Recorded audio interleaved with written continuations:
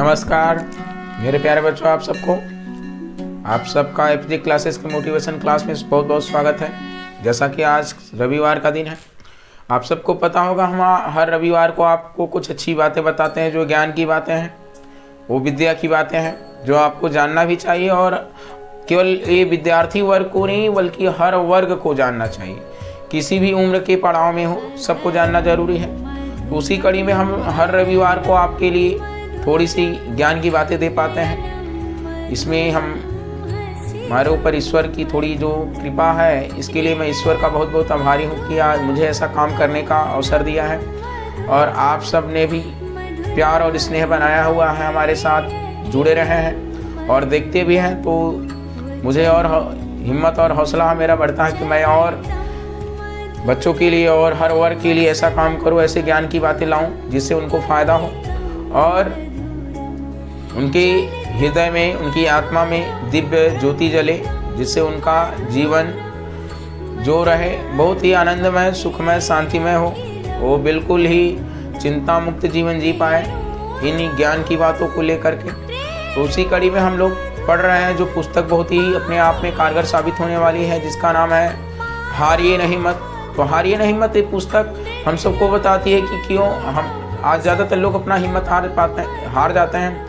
तो ये पुस्तक हमें बताया कि हम कैसे अपनी हिम्मत ना हारें। तो इसकी कड़ी में हमने डे 1 से डे 20 तक कर लिया है, यानी 20 तक कर लिया। आज हम 21 या 21 से करेंगे। तो आइए हम शुरू करते हैं अपने काम की बात। चलिए एक बार पुनः आप सबका हम एपीजे क्लासेस में स्वागत करते हैं। बहुत बहुत आभारी हैं आप सबके, पूरे ज़िंदगी रहेंगे। बस ऐसे ही आप सब लोग प्यार बना रखें और जो लोग अभी तक लाइक नहीं किए हैं वो लाइक कर दें, शेयर कर दें, सब्सक्राइब कर दें, जिससे और हमें मोटिवेशन मिले तो और हम काम आपके लिए और बेहतर करें। ठीक है, चलिए आइए हम लोग काम की बात करते हैं। लगन और श्रम का महत्व। तो लगन और श्रम का महत्व, लगन आदमी के अंदर हो तो 100 गुना काम करा लेती है। यानी क्या कह रहा है, यदि हमारे भीतर लगन है तो हमसे 100 गुना काम करा लेती है। इतना काम करा लेती है कि हमारे काम को देखकर, यानी कि हमारे काम को देखकर आपको आश्चर्य होगा। इतना साहित्य लिखने से लेकर इतना बड़ा संगठन खड़ा करने तक और इतनी बड़ी क्रांति करने से लेकर इतने आश्रम बनाने तक जो काम शुरू किए हैं वे कैसे हो गए, यह लगन और श्रम है। तो यानी गुरु जी अपने, हमारे जो पंडित श्री राम शर्मा गायत्री परिवार के संस्थापक हैं, वो अपने बारे में बता रहे हैं कि इतना मैंने क्या लिखा है, पुस्तकें लिखी, साहित्य लिखा, इतने संगठन बनाए, क्रांतियाँ की और इतने आश्रम बनाए। तो ये कोई आम इंसान नहीं कर सकता है। वैसे करने का कर सकते हैं, लेकिन जिसके भीतर लगन की कमी होगी, इतना बड़ा संगठन, इतने आश्रम, इतने साहित्य लिखना और इतनी क्रांतियाँ करना सबके बस की बात नहीं। तो गुरु जी बता रहे हैं केवल मेरे लगन और श्रम ने मुझसे करवा लिया इतना बड़ा काम। तो हम सबको, हम चाहे कोई भी काम कर रहे अपने जीवन में, उसमें लगन पैदा करें। लगन हमसे 100 गुना काम करा लेगी। ठीक है, आगे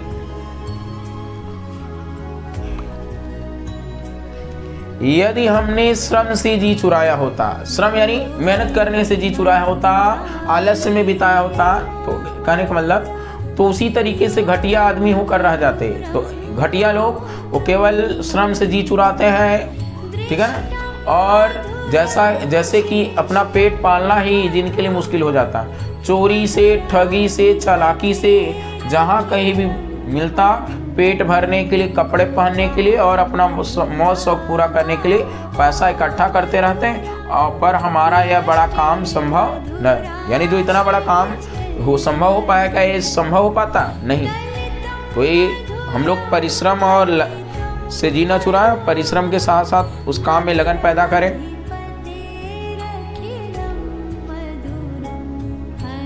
ठीक है,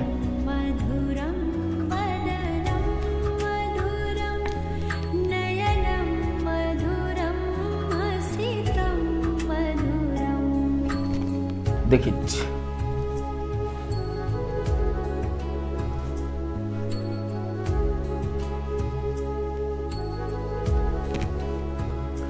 कह रहा चिंतन और चरित्र का समन्वय। तो अपने दोष दूसरों पर थोपने से कुछ काम न चलेगा हमारी, ठीक है ना। तो क्या कह रहा, चिंतन और चरित्र का समन्वय अपने दोष दूसरों पर थोपने से कुछ काम न चलेगा। हमारी शारीरिक एवं मानसिक दुर्बलताओं के लिए दूसरे उत्तरदायी नहीं, वरन हम स्वयं ही हैं। यानी हम जो अपनी शारीरिक और मानसिक दुर्बलता के लिए दूसरों को दोषी ठहराते हैं, बल्कि उसके लिए हम स्वयं जिम्मेदार हैं।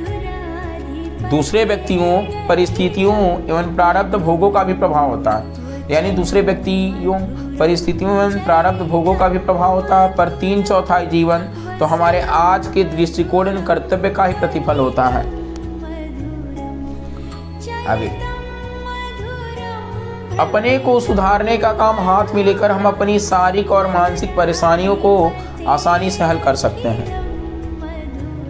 प्रभाव उनका नहीं पड़ता जो बकवास तो बहुत करते हैं। यानी ऐसे लोगों की बात का कोई भी दूसरों पर प्रभाव में नहीं पड़ता, जो बकवास बहुत करते हैं पर स्वयं उस ढांचे में ढलते नहीं। जिन्होंने चिंतन और चरित्र का समन्वय अपने जीवन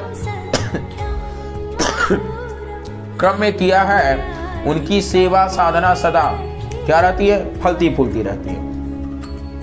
तो जिन्होंने चिंतन और चरित्र का समन्वय अपने जीवन क्रम में किया है, उनकी सेवा साधना सदा क्या करती, फलती फूलती रहती है।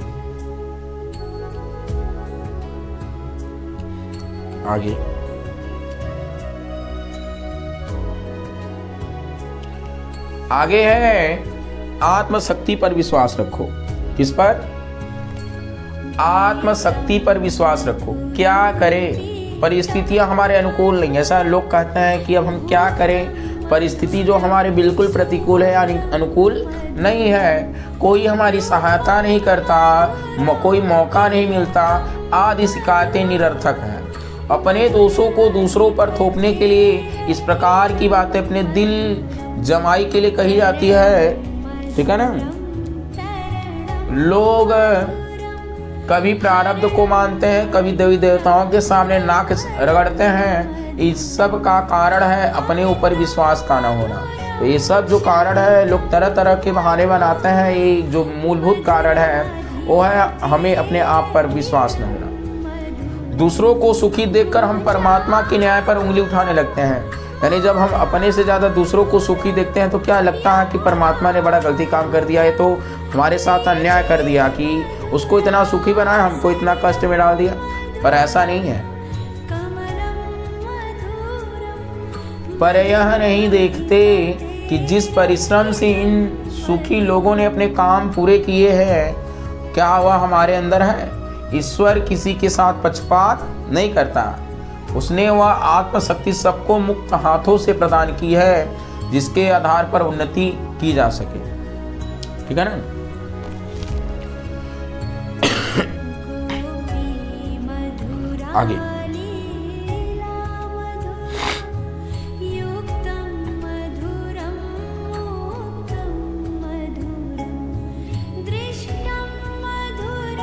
आगे देखते हैं हम लोग क्या जागृत करें, आत्मविश्वास जागृत करें। क्या जागृत करना?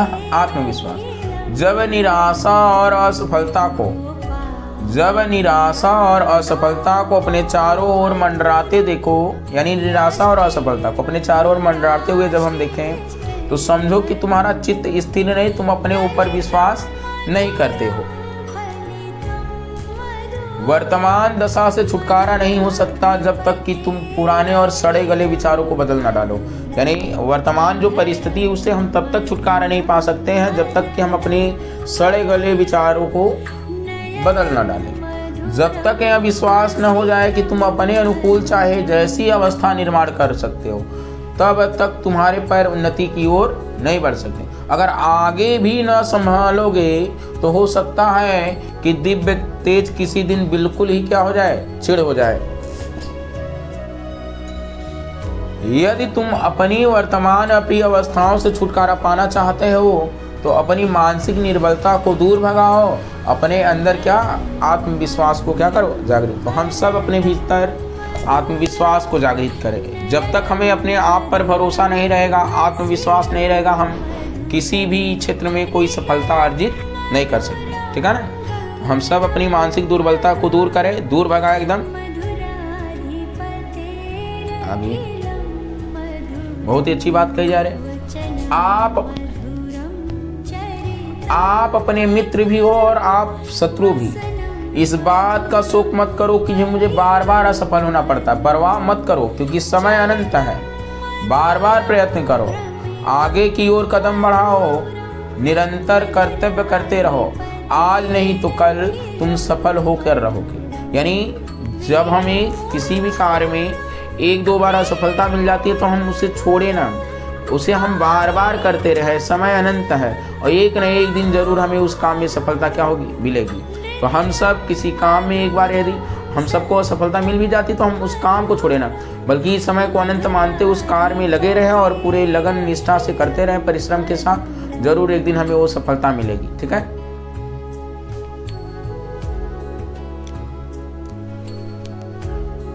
सहायता के लिए दूसरों के सामने मत गिड़ रहो, क्योंकि यथार्थ में किसी में भी इतनी शक्ति नहीं है जो तुम्हारी सहायता कर सके। किसी के कष्ट के लिए दूसरों पर दोषारोपण मत करो, यानी कष्ट के लिए दूसरों पर दोषारोपण मत करो, क्योंकि यथार्थ में कोई भी तुम्हें दुख नहीं पहुंचा सकता। जो वास्तव में कहा जा रहा है, कोई तुम्हें दुख नहीं पहुंचाएगा। तुम स्वयं ही अपने मित्र हो और स्वयं ही अपने शत्रु हो, यानी हम स्वयं ही अपने मित्र हैं और अपने दुश्मन।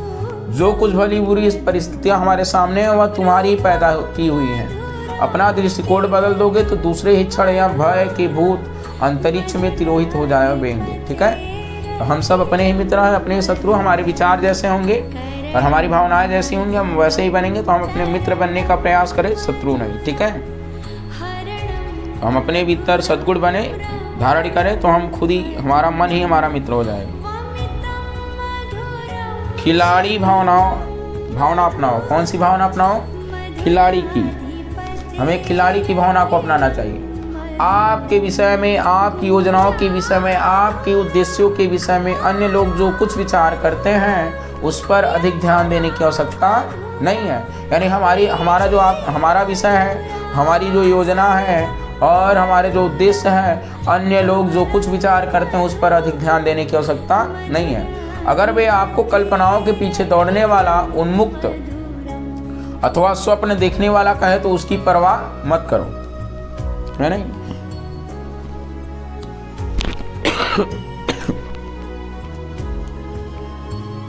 आगे,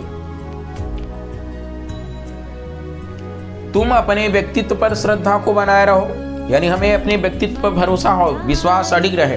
जैसे हम किसी भी देवी देवता की पूजा कर रहे हैं, अब कोई कह रहा है ये देवी देवता नहीं सही है, दूसरा का सही है, तो हम उसकी बातों में आकर उसको छोड़ दे, ऐसा नहीं। हमें श्रद्धा बनाए रखना है। तुम अपने व्यक्तित्व पर श्रद्धा को बनाए रहो। किसी मनुष्य के कहने से, किसी आपत्ति के आने से अपने आत्मविश्वास को डगमगाने मत दो। आत्मश्रद्धा को कायम रखोगे और आगे बढ़ते रहोगे तो जल्दी या देर में संसार आपको रास्ता देगा ही।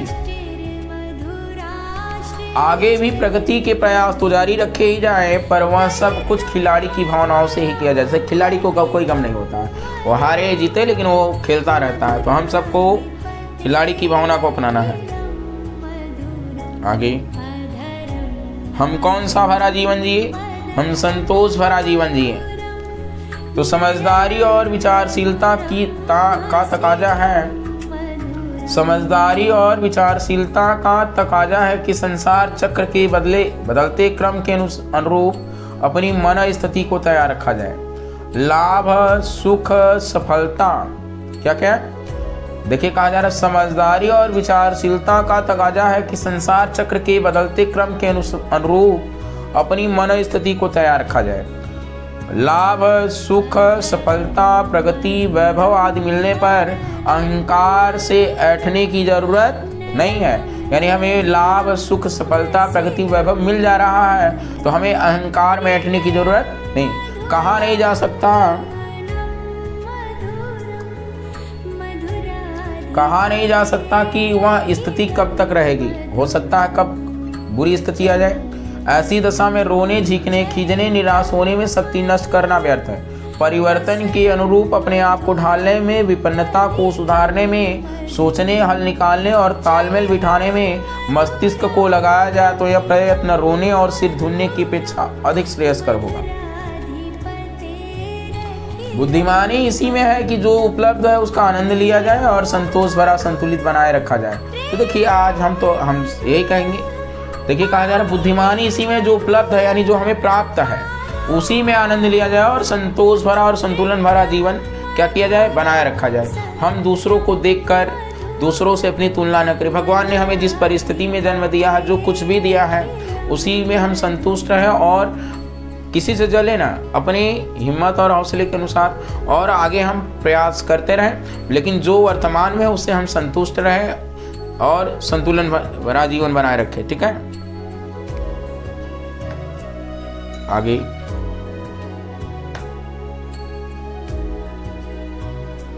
विचार और कार्य संतुलित करो। तो विचार और कार्य में क्या होना चाहिए, संतुलन। एक साथ बहुत सारे काम, विचार और कार्य संतुलित करो। एक साथ बहुत सारे काम निपटाने के चक्कर में मनोयोग से कोई कार्य पूरा नहीं हो पाता। आधा अधूरा कार्य छोड़कर मन दूसरे कार्यों की ओर दौड़ने लगता है। यहीं से श्रम, समय की बर्बादी प्रारंभ होती है नहीं? तो यानी हम कोई काम करते हैं तो उस काम को आधा अधूरा छोड़कर दूसरे कार्यों की ओर दौड़ने लगता है। यहीं से श्रम और समय की क्या होती, बर्बादी, तथा मन में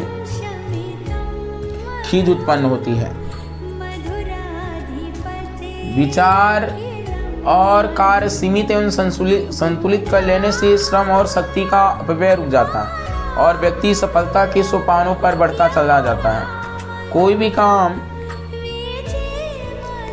काम करते समय अपने मन को उच्च भावों से और संस्कारों से ओतप्रोत रखना ही सांसारिक जीवन में सफलता का मूल मंत्र है। हम जहाँ रहे उसे नहीं बदल सकते, पर अपने आप को बदलकर हर स्थिति में क्या कर सकते हैं, आनंद ले सकते हैं।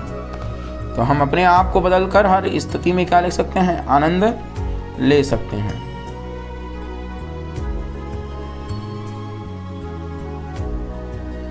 ज़्यादा नहीं, 2-3 ठो है, आज समाप्त हो जाएगा ये।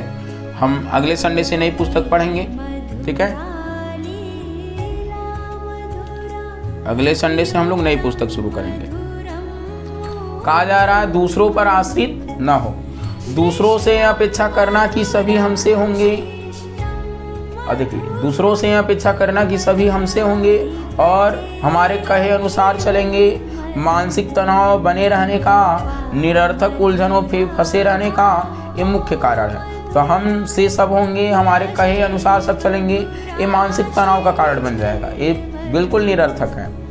इससे छुटकारा पाने के लिए यहाँ आवश्यक है कि हम चुपचाप शांतिपूर्वक अपना काम करते चलें और लोगों को अपने हिसाब से चलने दें। किसी व्यक्ति पर हावी होने की कोशिश न करें, न ही हर किसी को खुश करने के चक्कर में अपने को अमूल्य समय और शक्ति का अपव्यय करें। न तो हम किसी दोस्त को, न तो परिवार वालों को, न तो रिश्तेदारों को एकदम खुश करने के चक्कर में कभी नहीं पड़ने, वरना हम अपना अमूल्य समय और शक्ति उनके पीछे क्या कर देंगे, बर्बाद। तो जिंदगी में ज़्यादा किसी को खुश करने के चक्कर में अपनी आत्मा खुश रहे, मन खुश रहे और परमात्मा खुश है, यही बहुत बड़ी बात है। हम लोगों को खुश करने के चक्कर न पड़े हो तो जिंदगी भर कभी कुछ ना कुछ कमियां जरूर निकालते रहेंगे। तो ये बहुत ध्यान रखना है, हमें किसी को खुश नहीं करना है, चाहे हमारा फ्रेंड, चाहे गर्लफ्रेंड हो, जो भी हो।